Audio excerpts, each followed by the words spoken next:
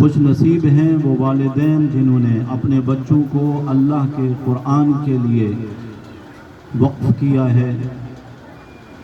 میری دعا ہے کہ اللہ ان بچوں کو اپنے قرآن کے لیے قبول فرما کر ساری زندگی کے لیے اس عظیم کتاب کی قدر کرنے کی اللہ توفیق نصیب فرمائے۔ والدین سے میں درخواست کروں گا، آپ نے بڑی قربانی دی ہے، اپنے بچوں کو قرآن کی طرف متوجہ کیا اور بچے کو حافظ قرآن بنایا۔ میں یہ سمجھتا ہوں کہ قرآن کا حفظ کر لینا اتنا مشکل نہیں ہے جتنا اس کی حفاظت کرنا مشکل ہے۔ حفظ کرنا ہے 2 سال کے لیے، 3 سال کے لیے، اس کو اپنے سینے میں محفوظ رکھنا ہے ساری زندگی کے لیے۔ والدین کی یہ ذمہ داری ہے کہ اب بچے کو ایسا ماحول فراہم کریں کہ ساری زندگی ان کا تعلق اللہ کے قرآن کے ساتھ مضبوط رہے۔ میں امید کرتا ہوں انشاءاللہ میری یہ معروضات خصوصی طور پر ہمارے بھائی مبین صاحب اور ان کے اہل خانہ اپنی ذمہ داری کا ثبوت دیتے ہوئے اللہ کے قرآن کی اس عظیم دولت کی ساری زندگی حفاظت کریں گے انشاءاللہ۔ اس کا جو ثمرہ ہے وہ آپ اسی دنیا میں دیکھیں گے، اور جب آخرت کی زندگی ہماری شروع ہوگی تو وہاں کے لیے پیارے نبی صلی اللہ علیہ وسلم نے فرمایا، جس بندے نے اللہ کا قرآن اپنے سینے میں محفوظ کیا، جو حافظ قرآن ہے، اور پھر اللہ نے اس کو عامل قرآن بھی بنایا، قرآن کی آیات بینات پر وہ عمل کرنے والا بھی ہے، اللہ قیامت کے دن ایسے حافظ قرآن کو فرمائیں گے تو دنیا میں جس طرح ترتیل کے ساتھ ٹھہر ٹھہر کر عمدہ انداز میں میرے قرآن کی تلاوت کرتا رہا، آج جنت کے درجات پر چڑھتا جا اور میرے قرآن کی تلاوت کرتا جا، جہاں تیرے قرآن کی تکمیل ہوگی وہ سارے درجات اللہ تجھے عطا فرما دیں گے۔ یہ حافظ قرآن کا اعزاز ہے، اور حافظ قرآن کے ماں باپ کے لیے نبی کریم صلی اللہ علیہ وسلم فرماتے ہیں قیامت کے دن اللہ حافظ قرآن کے ماں باپ کو ایسا نورانی تاج پہنائیں گے جس کے ایک موتی کی روشنی دنیا کے سورج سے بھی زیادہ ہوگی، اور حضور فرماتے ہیں پھر کیا خیال ہے اس بندے کے لیے جس کے گھر میں سورج اتر آئے۔ حافظ قرآن کا تیسرا اعزاز پھر یہ ہوگا، نبی کریم صلی اللہ علیہ وسلم فرماتے ہیں اللہ حافظ قرآن کو شفاعت کا حق دیں گے، اپنے خاندان کے 10 ایسے افراد جو گنہگار ہونے کی وجہ سے جہنم کی آگ کے مستحق بن چکے ہوں گے، اللہ حافظ قرآن کو شفاعت کا حق دیتے ہوئے حکم فرمائیں گے اپنے خاندان کے 10 افراد کا چناؤ کرو اور ان کا ہاتھ پکڑ کر اپنے ساتھ جنت میں لے جاؤ۔ یہ اعزاز ہے حافظ قرآن کے لیے، کیونکہ قرآن عام کتاب نہیں ہے، یہ اللہ کا کلام ہے۔ ایک عربی کا محاورہ ہے، کلام الملوک ملک الکلام، بادشاہوں کا جو کلام ہوتا ہے وہ کلاموں کا بادشاہ ہوتا ہے۔ اللہ شہنشاہ احکم الحاکمین کا کلام ہے، اس سے بڑھ کر کس کا کلام ہو سکتا ہے؟ اس قرآن کو اور اس کلام کو عزت دینے والوں کو اللہ دنیا میں ہی عزت عطا فرما دیتے ہیں، آخرت کی عزت تو انشاءاللہ یہ جب دنیا کی آنکھ بند ہوگی تو پھر اس کا پتہ چلے گا۔ یہ قرآن کتنا عظیم کتاب ہے. حضور اکرم صلی اللہ علیہ وسلم پر اللہ نے اس قرآن کو بتدریج نازل فرمایا، تھوڑا تھوڑا کر کے احکامات، اوامر اور نواہی جس طرح کی ضرورت آتی گئی اللہ نازل فرماتے رہے. جب سورۃ الکوثر نازل ہوئی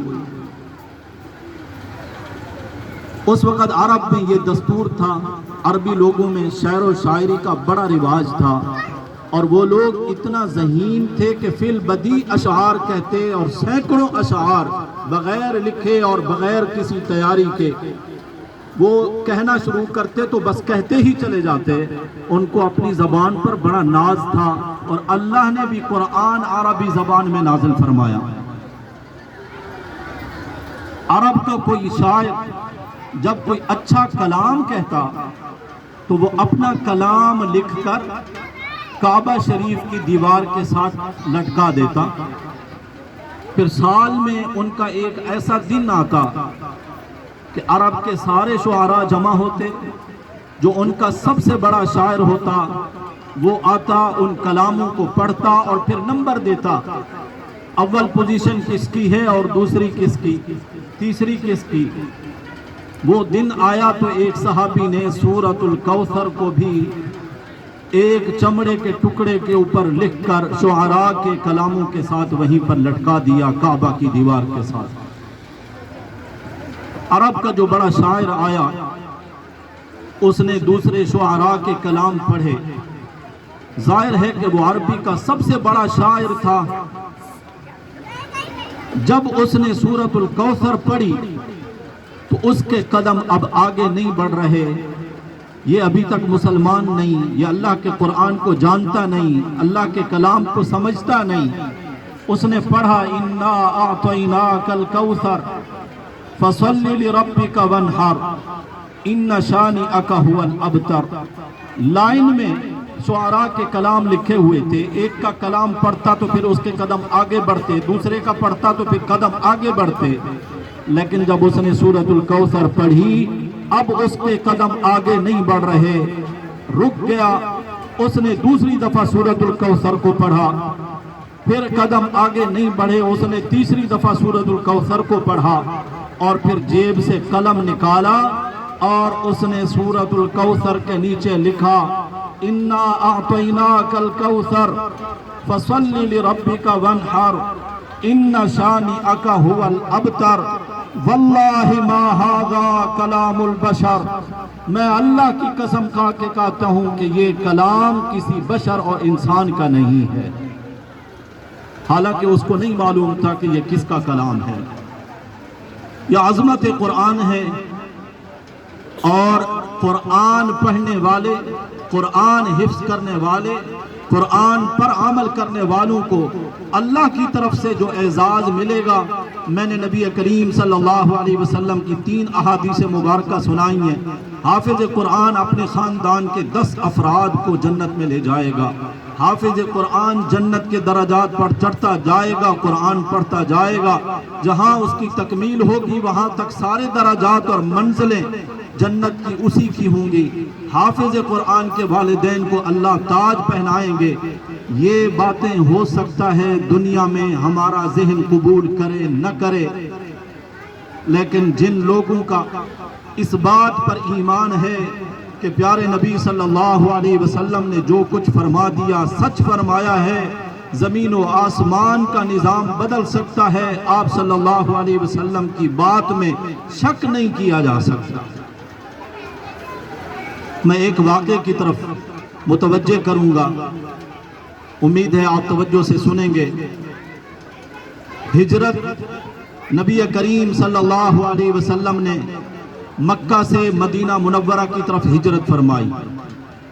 مکے میں آپ کے جو دشمن تھے، دین اسلام کے جو دشمن تھے، سرداران قریش، انہوں نے ان کی بے خبری میں، رات کی تاریکی میں امام الانبیاء صلی اللہ علیہ وسلم نے مکہ چھوڑا.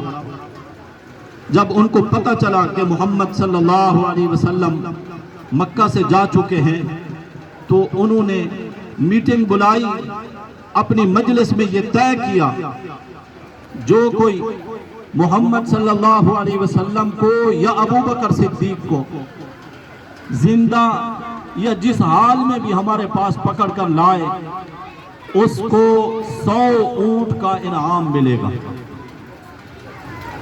उस दौर में इससे बढ़कर कोई इनाम नहीं हो सकता था। और आज के इस दौर में भी आप एक ऊंट की कीमत अगर 1 लाख रुपए भी कम से कम लगा लें, तब भी 1 करोड़ रुपए तो आज बनते हैं। 100 ऊंट मिलेंगे जो अबू बकर को ला दे, 100 ऊंट उसको मिलेंगे जो मोहम्मद सल्लल्लाहु अलैहि वसल्लम को ला दे। यहाँ पर मैं हजरत अबू बकर सिद्दीक रजी अल्लाह ताला अन्हु की शान को टच न करूं तो ये ज्यादती होगी।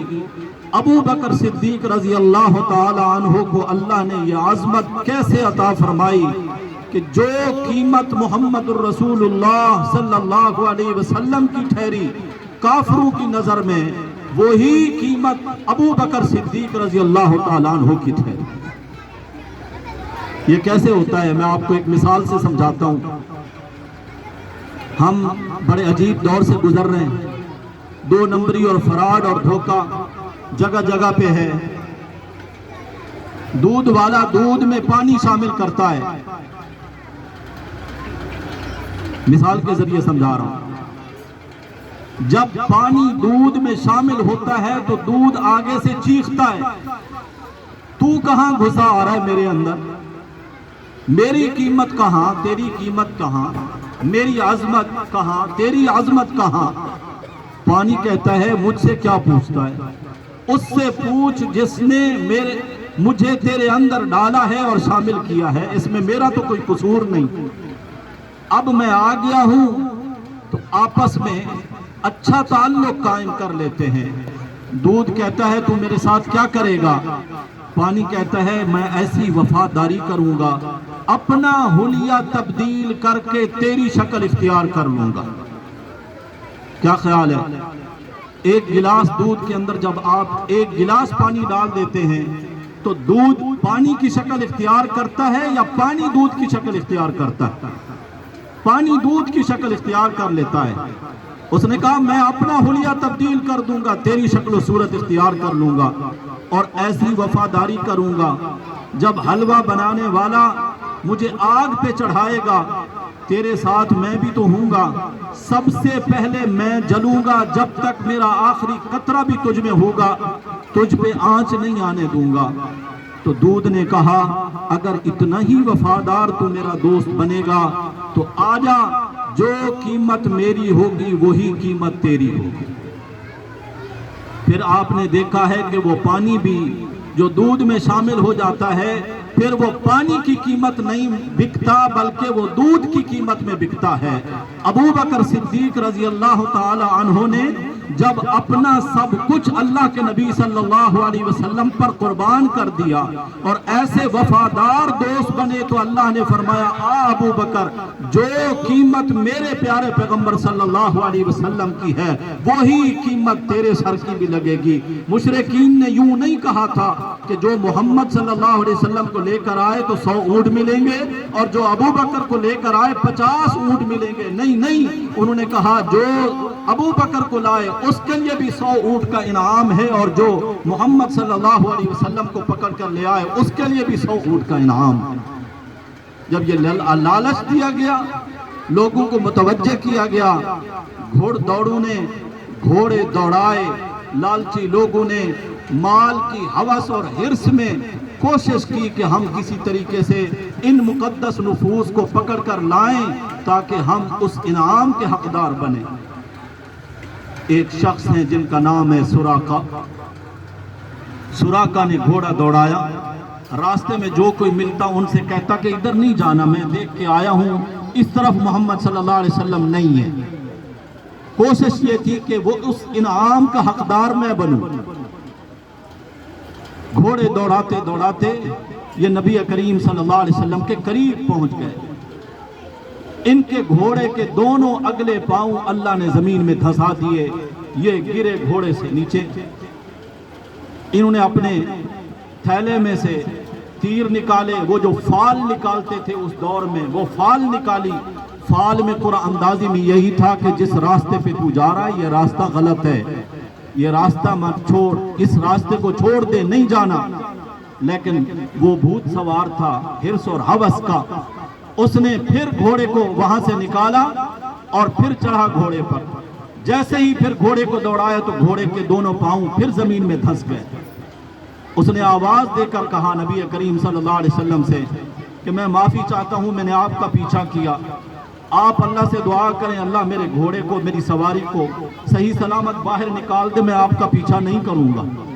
حضور اکرم صلی اللہ علیہ وسلم نے دعا فرمائی، گھوڑا اس کا نکل آیا، لیکن پھر اس کے اوپر وہی ہوس سوار، اس نے پھر حضور کا پیچھا کیا تو تیسری بار اس کے گھوڑے کے پاؤں پھر زمین میں دھنس گئے۔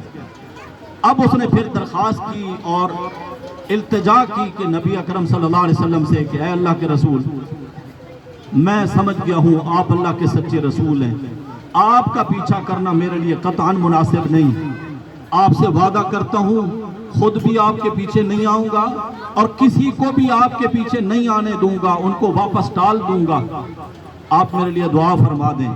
حضور نے دعا فرمائی، اس کے گھوڑے کے پاؤں باہر نکل آئے اور حضور فرما رہے ہیں سراقہ وہ وقت بھی کیا وقت ہوگا جب کسرا کے کنگن تیرے ہاتھوں میں ہوں گے۔ کسرا اس دور کی سپر طاقت کے بادشاہ کا نام ہے اور اس کے جو کنگن تھے پوری دنیا میں مشہور تھے۔ حضور پیشین گوئی فرما رہے ہیں، یاد رکھیے گا ابھی تک سراقہ مسلمان نہیں ہے۔ حضور پیشین گوئی فرماتے ہیں سراقہ سمجھتا ہے کہ جو کچھ محمد صلی اللہ علیہ وسلم نے فرما دیا وہ سچ ہے، ہو کر رہے گا۔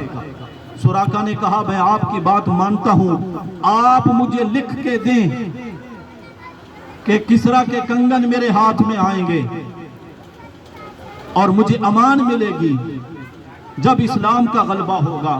حضور اکرم صلی اللہ علیہ وسلم نے حضرت ابوبکر صدیق رضی اللہ تعالیٰ عنہ کے ذریعے ان کو امان نامہ لکھوا کے دے دیا۔ سراقہ مسلمان تو نہیں ہے، میرے نبی پر اس کا اس قدر اعتماد ہے کہ جو کچھ اللہ کے نبی نے فرمایا ہے سچ ہے، ہو کر رہے گا۔ اور مزے کی بات یہ ہے کہ حضور اتنی بڑی پیشین گوئی اس وقت فرما رہے ہیں جب خود اپنا گھر وطن مکہ چھوڑ کے رات کی تاریکی میں دشمنوں سے ڈر کر خوف کی حالت میں نکلے ہیں، اپنے پاس کچھ بھی نہیں لیکن کسرا کے کنگنوں کی خوشخبری سنا کے جا رہے ہیں۔ زمانہ گزرتا گیا، حضور کا 10 سالہ دور نبوت مدینہ والا گزرا، نبی کریم صلی اللہ علیہ وسلم کی وفات ہوئی، حضرت ابوبکر صدیق کا دور گزرا، حضرت عمر کا دور خلافت آیا، فارس کسرا کا ملک فتح ہوا، مال غنیمت آیا۔ اس سے پہلے ایک مرتبہ ایک موقع ایسا بھی آیا، سراقہ بیمار ہو گئے، ایسا لگتا تھا کہ زندگی کے آخری لمحات ہیں۔ سراقہ کے گھر والے بچے ان کی چارپائی کے ارد گرد کھڑے رو رہے ہیں کہ ان کی زندگی کے آخری لمحات ہیں۔ سراقہ ان کو تسلی دیتے ہیں کہ مجھے کچھ نہیں ہونے والا، ابھی میں نہیں مروں گا۔ گھر والوں نے پوچھا آپ اتنا اعتماد کے ساتھ کیسے کہہ رہے ہیں؟ بیماری موت کی علامت ہے، ایک نشانی ہے، آپ کیسے کہہ سکتے ہیں کہ مجھ پہ موت نہیں آنے والی؟ سراقہ نے کہا کہ میں نے اللہ کے نبی صلی اللہ علیہ وسلم سے یہ پیشین گوئی حاصل کی تھی کہ سراقہ وہ وقت بھی کیا وقت ہوگا جب کسرا کے کنگن تیرے ہاتھ میں آئیں گے۔ میرا یہ ایمان ہے کہ ابھی تک چونکہ وہ کنگن میرے ہاتھ میں نہیں آئے، جب تک وہ کنگن میرے ہاتھ میں نہیں آئیں گے تب تک مجھے موت نہیں آئے گی۔ سراقہ کو اللہ نے ایمان کی دولت نصیب فرمائی، مسلمان ہو گئے۔ عمر فاروق رضی اللہ تعالیٰ عنہ کے دور میں جب ایران اور فارس فتح ہوا، کسرا کے کنگن آئے مال غنیمت میں، حضرت عمر نے جب وہ کنگن اٹھائے تو حضرت عمر کی نظریں ایک شخص کو تلاش کر رہی ہیں۔ صحابہ نے پوچھا آپ کس کو ڈھونڈ رہے ہیں؟ فرمایا سراقہ کہاں ہے؟ مجھے اپنے نبی صلی اللہ علیہ وسلم کی پیشین گوئی کو پورا کرنا ہے۔ سراقہ کو بلایا گیا، یہ سونے کے کنگن جو کہ بادشاہ کسریٰ کے تھے ان کے ہاتھوں میں پہنائے گئے، اور حضرت عمر نے فرمایا سونا گولڈ مرد کے لیے حرام ہے، سراقہ کے لیے آج کے دن صرف اس وجہ سے حلال ہے چونکہ اللہ کے رسول صلی اللہ علیہ وسلم نے ان کو پیشین گوئی فرمائی تھی۔ سراقہ نے اپنے ہاتھ میں وہ کنگن پہنے، اللہ اکبر کا نعرہ بلند کیا، اور حضرت عمر فاروق سمیت تمام صحابہ کا ایمان اور آج ہم سننے والوں کا ایمان بھی اپنے نبی صلی اللہ علیہ وسلم کی مبارک ذات پر اور زیادہ پکا اور کامل ہو جانا چاہیے کہ نبی اکرم صلی اللہ علیہ وسلم نے جو کچھ فرمایا ہے سچ فرمایا ہے۔ یہ آپ صلی اللہ علیہ وسلم کی نبوت کی صداقت کی دلیل ہے۔ تو میرے عزیز بھائیوں، نبی کریم صلی اللہ علیہ وسلم نے قرآن پاک حفظ کرنے والے اور ان بچوں کے والدین کے لیے جو پیشین گوئی فرمائی ہے قیامت کے دن کے متعلق، وہ بھی اسی طرح پوری ہو کر رہے گی جس طرح سراقہ کے ہاتھ میں کسریٰ کے کنگن آئے ہیں۔